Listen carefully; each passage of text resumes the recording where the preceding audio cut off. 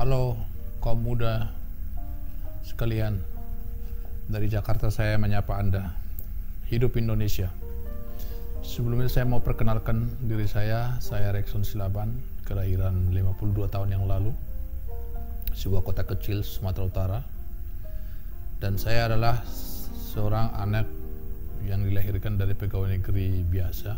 Saya bukan orang kaya.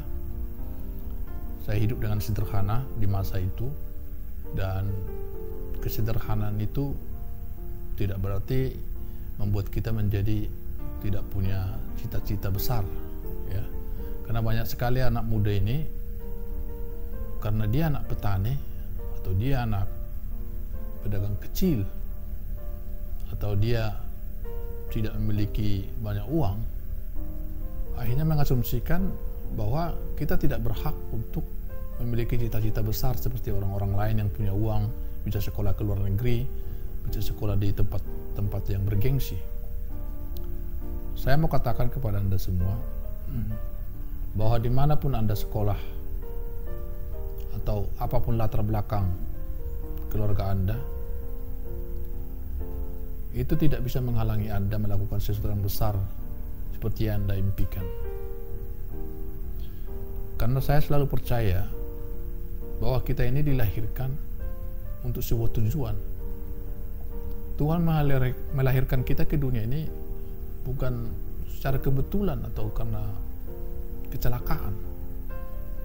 Saya sering menyebutkan we are born by design, not by accident.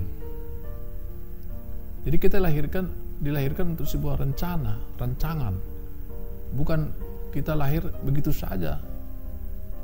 Makanya karena kita memiliki sebuah rancangan, semua kita harus memiliki semangat untuk menciptakan sebuah sejarah dalam hidup kita.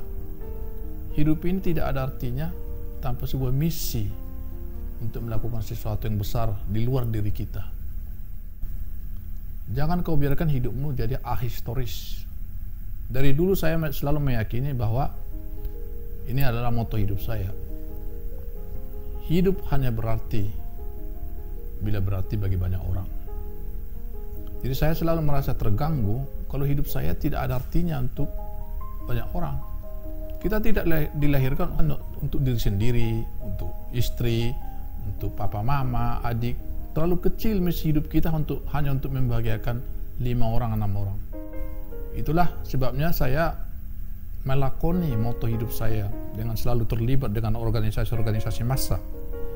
Saya menjadi ketua mahasiswa, saya juga menjadi ketua GMKI, saya menjadi ketua Serikat Buruh Nasional yang mengambil resiko di penjara, dikejar-kejar militer, diinterogasi oleh polisi militer karena saya membela ketidakadilan terhadap buruh, eksploitasi terhadap buruh.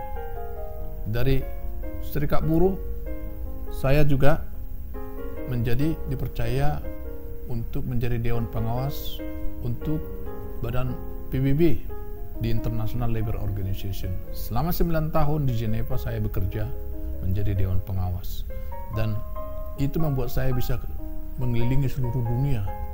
Sembari saya juga waktu itu duduk menjadi Wakil Presiden di Serikat Buruh Dunia yang berpusat di Brussels, Belgia.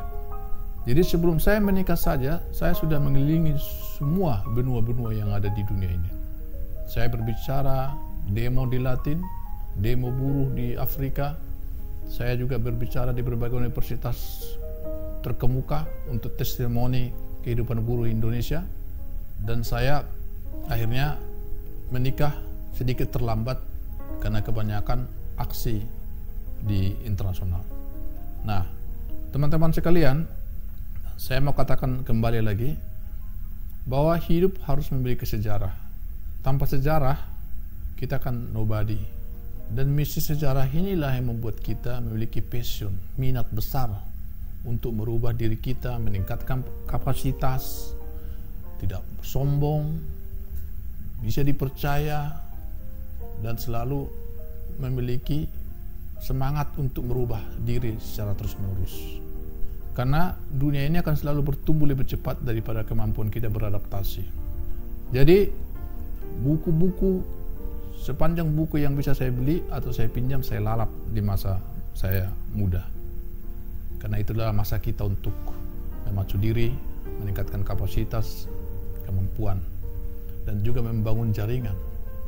Karena saya bisa mencapai apa yang saya dapatkan sekarang, selain dari karena memang berkat dari Tuhan, juga karena kemampuan saya untuk bisa dipercaya, meningkatkan terus hidup saya, dan membangun jaringan saya, baik nasional maupun internasional.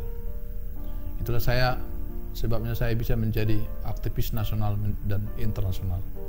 Jadi, no matter how poor you are, atau betapapun miskinnya dirimu, jangan pernah kemiskinan itu, keterbatasan itu membungkam cita-citamu merubah sesuatu di luar dirimu.